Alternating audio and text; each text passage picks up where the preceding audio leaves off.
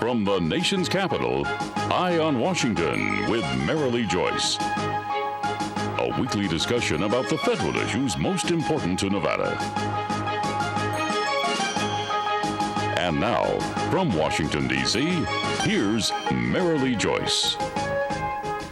Well, good day to you. I'm Marilee Joyce. This is Eye on Washington, the only statewide Nevada news program produced in Washington, D.C. Every week, Eye on Washington takes you straight to Capitol Hill for a discussion with Nevada's delegation and other leaders about the federal matters that matter to you.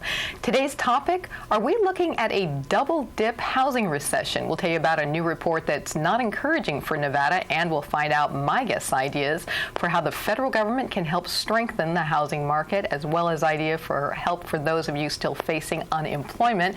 And she is, of course, my guest today, Nevada U.S. Congresswoman Shelley Berkley. Thanks for being here again. Thank you, Marilee. Thanks for having me. Big issues today for the state. Huge issues. In late March, the top headline in the USA Today's Money section read, "Double price drop hints at double dip." So if Nevada's housing recession clearly isn't over, what is the congressional delegation doing to help? Well, today on Eye on Washington, we'll tell you my guest's thoughts on how to turn around the state's continuing foreclosure crisis. We'll update you on help for the state's unemployed. And we'll tell you about other federal efforts aiming to turn around Nevada's still struggling economy. That piece in USA Today told the nation what too many of you already know. The condition of the U.S. housing market continues to worsen, heightening expectations of a double-dip housing recession. Prices nationally dropped in January, the average retreating to summer 2003 levels. The 20 cities cited showed an average price drop of 3.1%, with my guest district down 4.4% from January 2010 to January 2011, and a horrific 57% down from January of 2007. And meanwhile, Nevada still leads the country in number of houses underwater. A report released in April says 65% of the state's mortgaged homes negative equity, meaning borrowers owe more than their home's value. Unless you think it's all Southern Nevada, think again.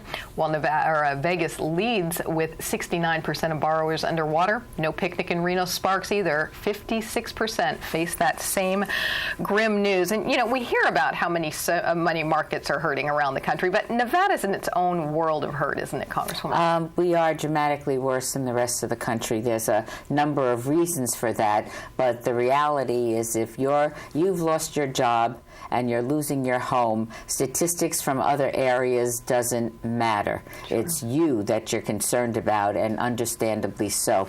There isn't a place that I go, and you know I go home every weekend. People come over to me all the time, and they say, "Congresswoman, I never missed a day of work. I never missed a mortgage payment. I lost my job. I'm losing my house. What are you going to do about it?" And telling them that they're not alone, that 1 in 5 homes in the state of Nevada is in some kind of foreclosure. Sure. As you mentioned, a large percentage of our houses are underwater. It means, and it doesn't matter if you paid $400,000 for your house a few years ago, it's now worth $200,000. The banks aren't being particularly cooperative when it comes to modifying your loan. And there are a number of people that, again, never missed a mortgage payment in their lives that are walking away from the house. They've got nothing in it. They've got no equity. They're underwater, and they have to start over.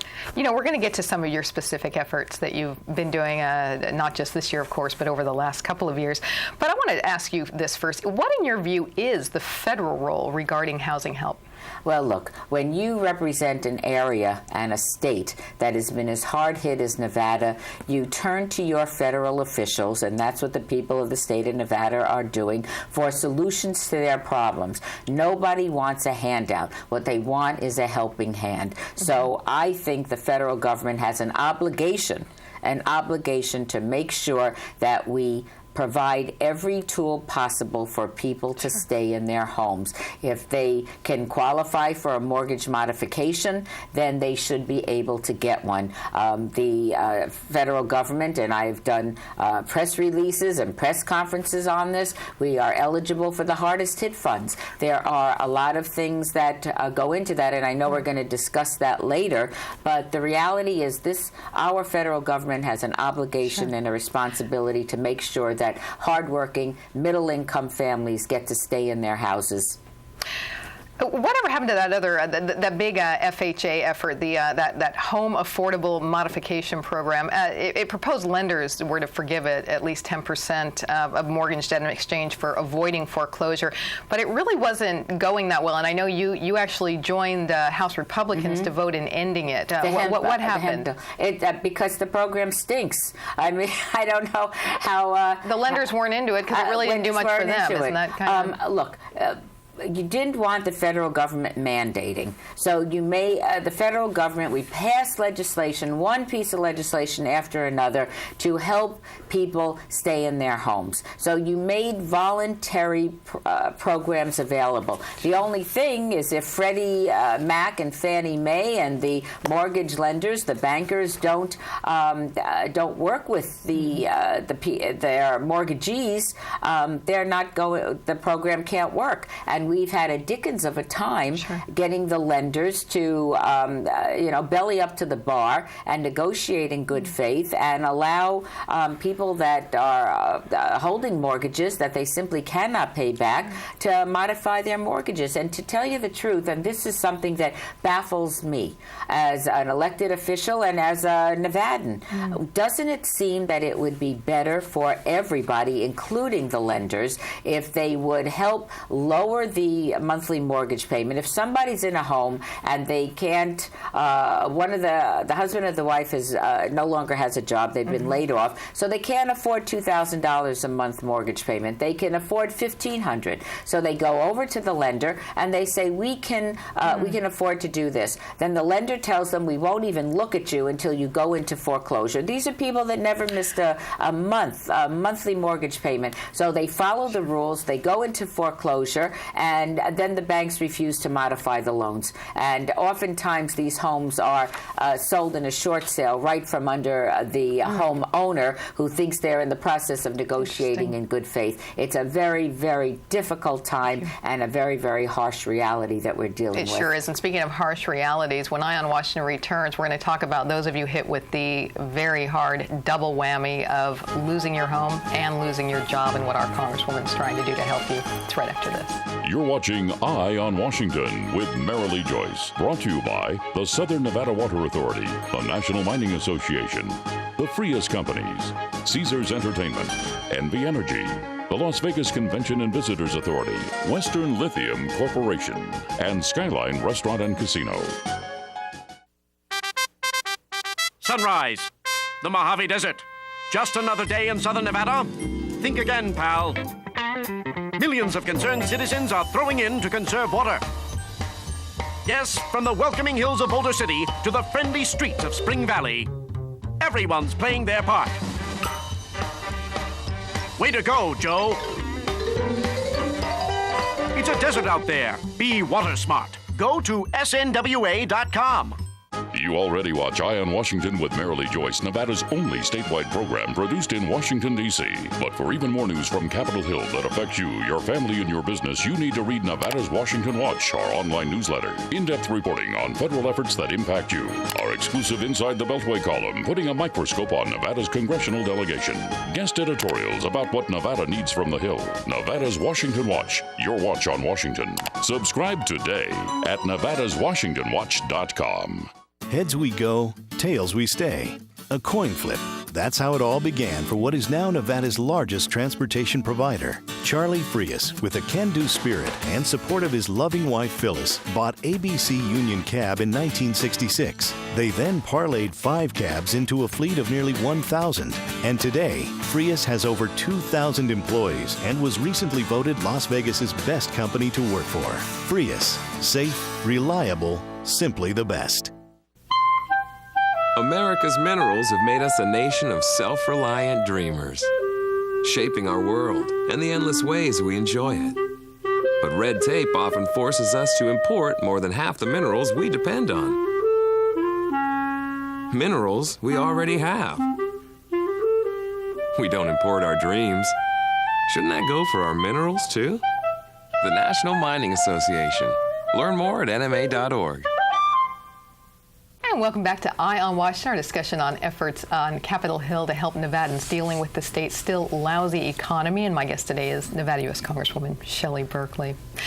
There isn't much worse news than learning you've lost your home, unless it's news you've also lost your job. So for far too many of you watching or listening to Eye on Washington today, that news is your reality. So let's find out now the latest in federal efforts to turn things around for you and your family. Several months ago, my guest was here to tell us about a mortgage assistance program designed to help you folks facing this double whammy of no house and no job. This hardest hit fund is specifically targeted to states most affected by the foreclosure crisis. In March, Nevada received more than $194 million in hardest hit fund dollars. The Obama administration established the program in 5 states that have both huge unemployment rates and huge drops in home prices: Nevada, California, Arizona, Florida, and Michigan. Those approved can get as much as $500 a month, and to qualify, you have to pass several criteria. Property must be a primary residence, the applicant must be unemployed or underemployed and facing imminent default, and the loan must have originated before January 2009. For a full list of qualifications you must meet to get hardest hit help, call 855-428-HELP. Number again, 855-428-4357. And, it's designed, Congresswoman, to help 22,000 folks statewide. There's 12,000 of them in Clark County. And of the $194 million, Southern Nevada got about $128 million. How's it going now? Look, these programs have not, they were passed with the best of intentions. I think they're important, but their implementation has not gone as well as we had anticipated. Again, we have trouble with the lenders stepping up and participating. If you have a federal home loan, either by Freddie Mac or Fannie Mae, the problem is that they're not playing ball with us. Sure. And, it's the one part of the government doesn't know what the other part of the government is doing. But if we can help 22,000 people stay in their homes in Nevada, I still think it's worth the effort. But we have significant, as you mentioned, significant problems. We have entire neighborhoods that are in foreclosure and are boarded up. You sound like you're about in the middle of I have a couple of things. The critics say the plan doesn't do enough. It's a waste of taxpayer funds. The Nevada Affordable Housing Assistance Corporation calls it, quote, an ideal plan for those needing just a little help to stay in their home. So where do you fall kind of on all in of the that? Middle. Yeah. If we're able to help these homeowners stay in their home, then it's a good program. And if I'm a homeowner and my home and I'm struggling and I've lost my job and my husband is now doing part-time work, any help that I can get to be eligible for the $500 a month so that I can stay in my home is a blessing. Have you talked to any constituents? Is $6,000 a year enough to make a difference for some people? For some it is, but listen, we're dealing with a real crisis in Nevada. I mean, Nevada a few years ago was the place to be, place to buy a home. Sure. People were buying homes, flipping homes, speculating in homes. The economy was hot as a pistol. You have 2 people working. They were bringing in good money, and many times they purchased a home that probably couldn't afford. But as long as the income kept coming in and times were good and you thought in a few years you could sell your house at a much higher profit, everybody was in this game. When the crash came, it affected us in a disproportionate way. So there are opportunities out there that are helpful, but it hasn't been the panacea that we had hoped for. Speaking of other programs, if you don't happen to qualify for the hardest hit funds, even on your website, you list all kinds of resources that, you have a link to the Housing and Urban Affairs Department. There's HUD-approved counseling agencies. I really urge people to go on my office website. We have so much information there, but I also want to admonish people that there's no silver bullet. You mentioned that earlier. When people are hurting, I'll give you a perfect example. When President Obama was in Las Vegas a few years ago, he announced the hardest hit funds and that there would be $100 million available for Nevadans. I was getting calls that afternoon from people asking me where their money was. Unfortunately, it's not that simple. Right. You have to apply. You have to qualify. And if we can keep 22,000 families in their homes and keep modify their mortgages, wait until they recover so they can pay back the loan, I think then we've been successful. Well, we've talked jobs help, we've talked housing help. Let's talk about what you're going to do for small business and help them out when Eye on Washington comes back right after this. Sunrise, the Mojave Desert. Just another day in southern Nevada? Think again, pal.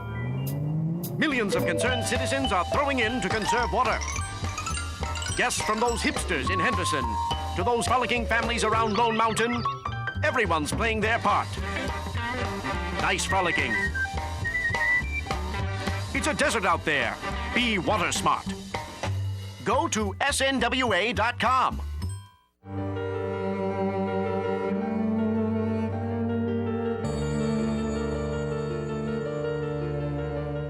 Every day, thousands of people in northern Nevada don't get enough to eat. 1 out of 5 children in northern Nevada go to bed hungry every night. But you can do something about it. Catholic Community Services of Northern Nevada has been providing help and creating hope in our community for more than 65 years. By donating food, time, or money, you can make a difference in a hungry person's life. When you make your generous donation to St. Vincent's Dining Room and St. Vincent's Food Pantry, you're helping to fight the scourge of hunger in northern Nevada. In these tough economic times, now more than ever, we need to help those less fortunate. To find out how you can donate to St. Vincent's Dining Room and St. Vincent's Food Pantry, call, click, or stop by, and together we can end hunger in northern Nevada.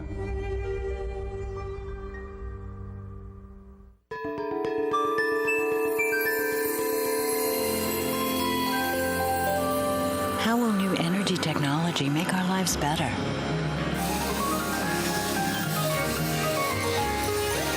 Will geothermal, wind, and solar energy be a bigger part of our future? Yes. And soon it will all be in our backyard. Learn more at nvenergy.com. You already watch Eye on Washington with Marilee Joyce, Nevada's only statewide program produced in Washington, D.C. But for even more news from Capitol Hill that affects you, your family, and your business, you need to read Nevada's Washington Watch, our online newsletter. In-depth reporting on federal efforts that impact you. Our exclusive Inside the Beltway column, putting a microscope on Nevada's congressional delegation. Guest editorials about what Nevada needs from the Hill. Nevada's Washington Watch, your watch on Washington. Subscribe today at nevadaswashingtonwatch.com.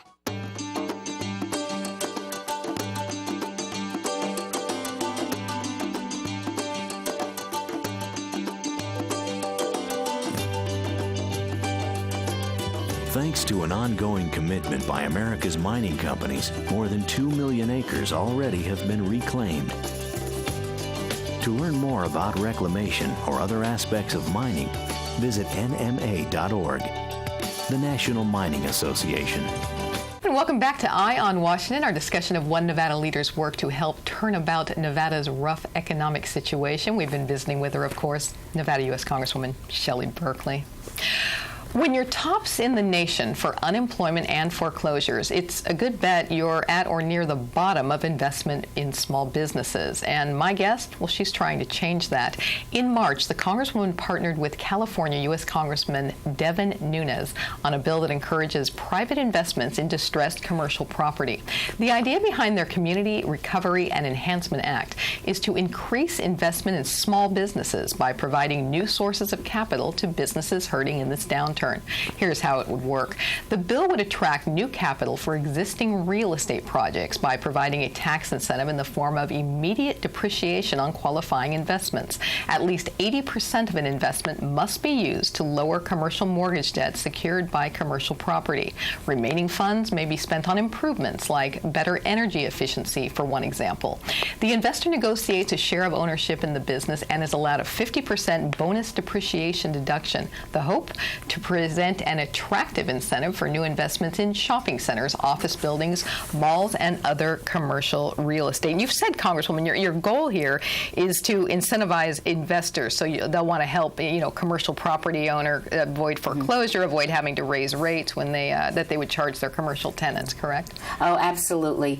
This piece of legislation, which is a bipartisan piece of legislation that I am co-authoring and co-sponsoring with Congressman Nunes, is, I think, very important, particularly for areas like Las Vegas and Reno. We have so many half-finished office buildings, half-completed and empty shopping centers. This provides the incentive for investment. And given the fact that our commercial real estate has plummeted, this gives incentives to investors and provides an opportunity to finish those shopping centers, finish those commercial properties, bring in tenants, and move towards a brighter future. You've been on here so many times to talk about the hurting personal housing market, and now it is so important to talk about the struggling commercial property market. I have a statement here. The International Council on Shopping Centers praised your effort in March. Yes, I have a statement. They said it's especially needed since small and medium-sized commercial real estate businesses have been left out of government programs designed to stimulate the economy. Well, this was a very important piece of legislation for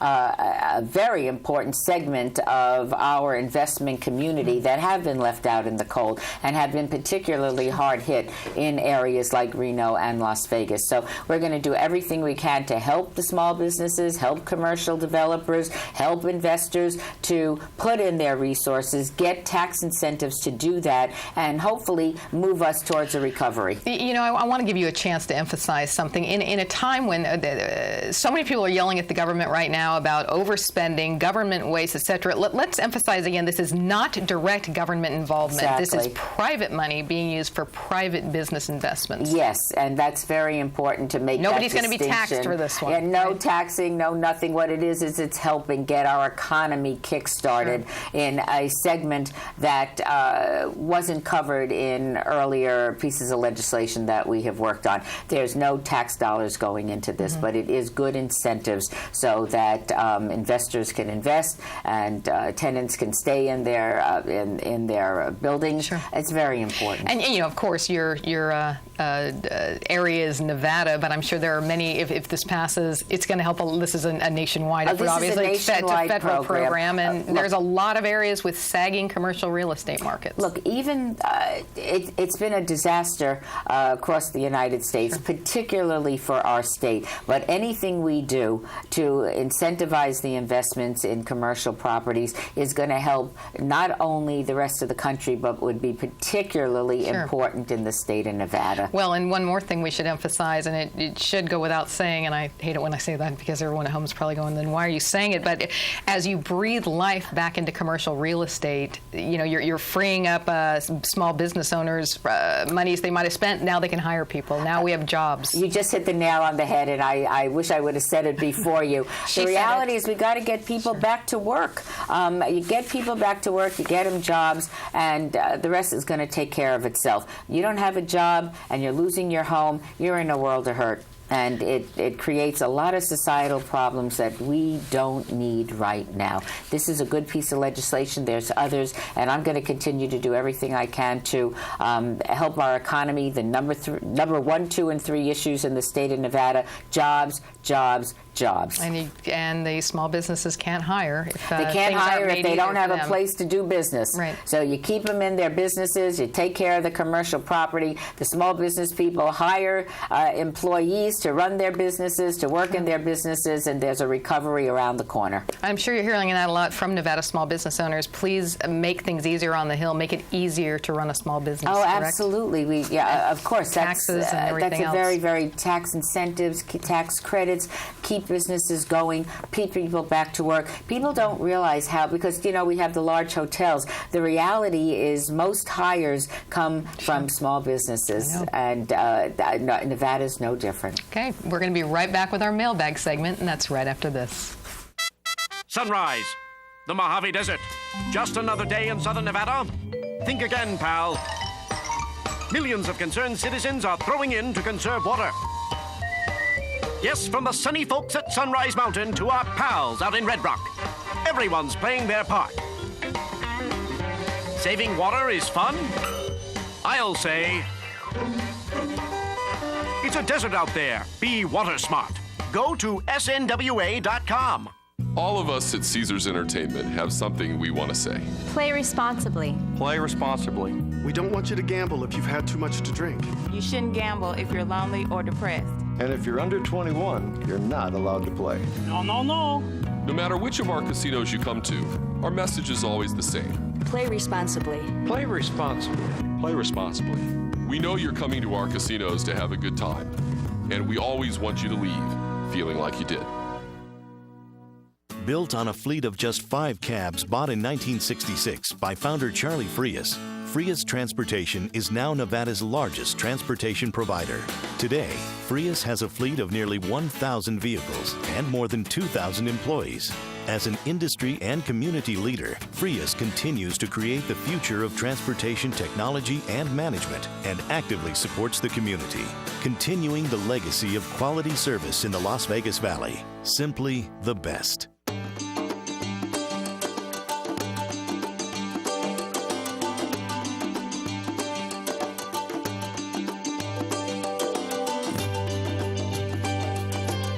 Thanks to an ongoing commitment by America's mining companies, more than 2 million acres already have been reclaimed.